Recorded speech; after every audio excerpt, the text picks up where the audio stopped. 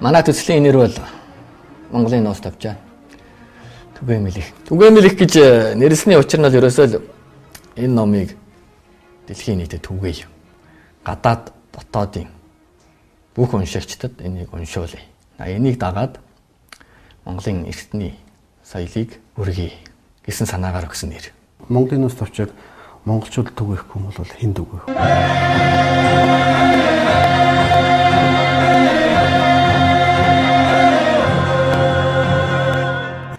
Манай Монгол уншигчдын хувьд бол үндсэндээ бүгдээр мэдж л байгаа л да. Нуус тавчаа ямар зохиолов, ямар ач холбогдолтой.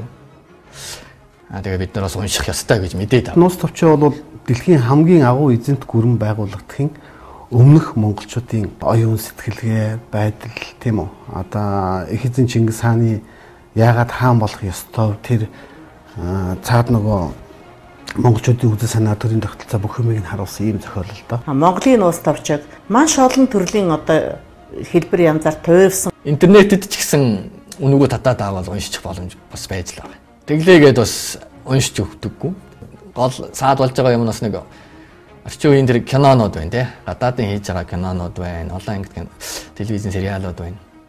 Эднийг харчаад жаахан багцаа авчаа заавь мэдчихлээ болчлаа гэж байна. Түүхэн кинонуудыг хийж байгаа байдлыг харахад бол тухайн үеийн одоо хувцас эд хэрэглийг бодтой үзүүлэхээс илүү доорхоо муу хувцастай үзүүлэх ийм чиг хандлагууд бол нэлээд бий. Ийм учраас Монголын нүүдэлчдийг бүдүүлэг харахгүй болох зааван байсан мэтийг харуулах ийм гол одоо үндэс шалтгаан болдог.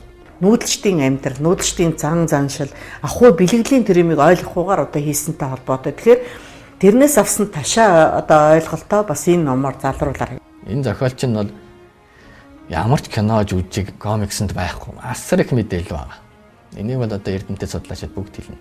Үзэг тутам улам одоо сонирхож, гүнзгий ухаж үзүү штэ. Ийм нэгэн одоо түүхэн сурвалжвал Монголын нуус тавчаа гэдэг бид нар бол үнэхээр бахархалтай байдаг юм аа. Энэ сонгодог зохиолоос унших бүрд бид нар шин нэмийг мэдэрдэг. Шин.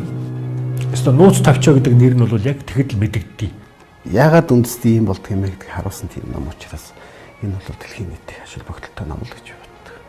Ийм учраас их зохиолын өөрийн уншаад өөрөө хөндлөлт дүгнэлт хийх нь маш чухал. Боловсрол мэдлэг олж байгаа хүн юу унших ёстой вэ гэхээр их зохиол унших ёстой. Их зохиол уншиж ижил тэр хүн чинь яг жинхэнэ боловсролтой хүн гэдэг нь харагдана шүү дээ. Тэгэхгүй бол манайх яадаг гэхээр дам ишилсэн юм их уншдаг. Тэгэхэд ихэвчлэн тэр дам ишилсэн юм нь яг хэрэгтэй юмд ашиглагдчихсан байдаг. Тэгэхээр тэр дам ишиллийг уншиж явсан хүн бол яг тэр хэрэгжилж байгаа цаад этгээдтэй үйлчилсэн тийм үйл санааг өөртөө солгож аваад байгаа. Тэгээ ер нь бол манай монголчууд зөвхөн нөө өвд эзэхээ зөвхөн ялж дийлж явсан түүхээр л бахархаад байгаа юм. Уул нь бол түүхийн чинь гол ач холбогдол нь сургамжиндаа байдаг. Тэгэхээр энэ зохиолын үндэс нь өөрөө бол ийм гайхамшигтай. Үүнийг нь хүүхд залуучуудад зориулаад, ер нь хүүхд залуучууд гэхдээ нийт иргэдэд зориулаад ийм сонгодог уран зургийн хэлбэрт оруулж гаргаж байгаа нь бол одоо үнэхээр бахархалтай, сайшаалтай.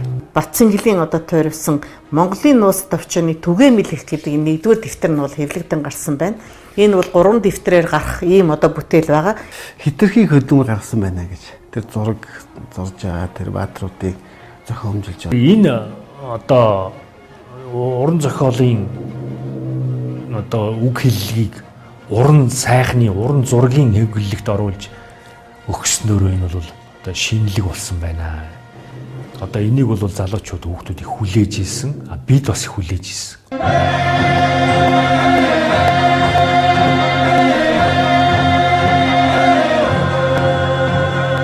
Жирийн уншигчдын хувьд бол бас яг зүгээр уран зохиолын ном биш учраас яг шимтээд уншаад байхад хэцүү байдаг шиг байна. Тийм учраас энэ номыг яаж сонирхолтойгоор хүргэх вэ?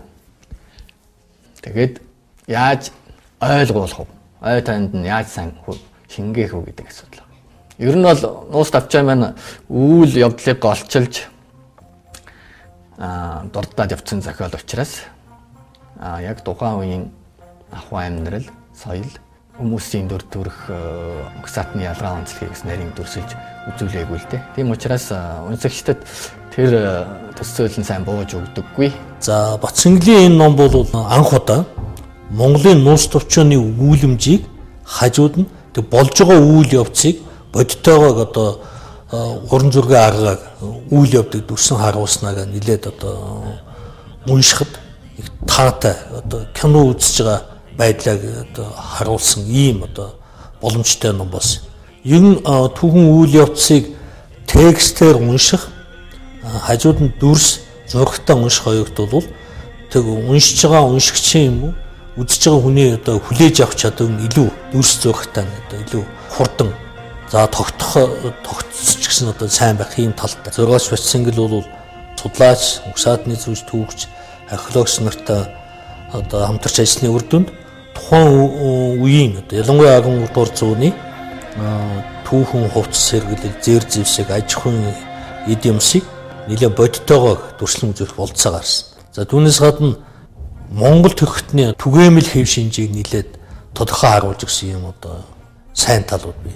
Ямар нэгэн дүр гаргахад асар их судалгаа хэрэгтэй болдог. Тэгэхэд танаад тэр хийсэн нууц товчийн дотор Монголын нийтлэг шинжүүд байна. Хоёрдугаарт баатар хүн гэж ямар байдаг юм бэ гэдэг Монгол хүний төсөөлөл тэрэн дотор ч яхаа байж байгаа. Энд чинь цаана өөрөө яаж юм гэхээр генетик юм болоод бас тийм антропологийн одоо хүний судалгааны нарийн юмнууд явж байгаа. За энэ мэтэг ярих юм бол уг бүтээлийг нь монголчуудын ахуйн шилийн түгээмэл зүйлээс гадна маш энгийн одоо хүний нүдэнд ажиглагдахгүй зүйлийг хүртэл маш тодорхой дүрс. Одоо бодиттой хувцас хэрэглэл, монголчуудын үс гизэг, одоо янз бүрийн зан үйлтэй холбоотой зүйлс, одоо адуу мал идэх соёл, малын одоо тоног хэрэгсэл, байлдааны зэрэсэлцэг энэ бүхнийг маш нарийн судалгаагаар яг биетээр одоо кино үзэж байгаа мэт ойлгож байгаараа ач холбогдолтой.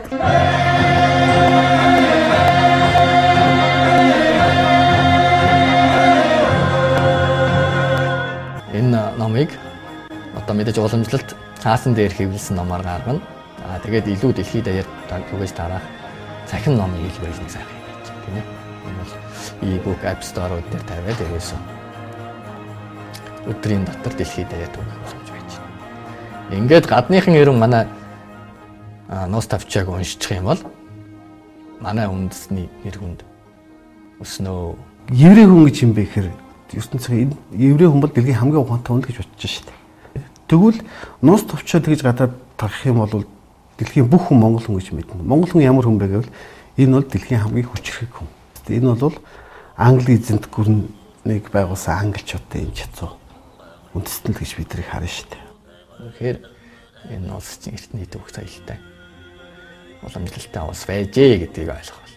Монголчуудын их том оюуны соёлтой улс байсан байна гэдгийг энийг бид одоо хэл гаргаж гадаа сурчлагаанд их сурчлах ёстой л доо. Энэ бол бидний брэнд юм байна.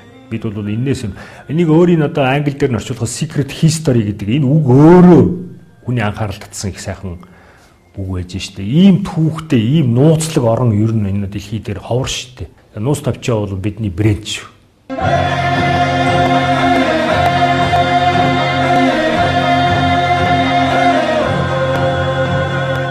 Нийтэд зориулж гаргасан гэхээсээ илүү бас одоо түүх судалгааны ялангуяа бид соёлын үеийн судалгааг Монголын нууц тавчаатай холбож өгсөн одоо судалгааны том их сурвалж гэж бас үзэж байна.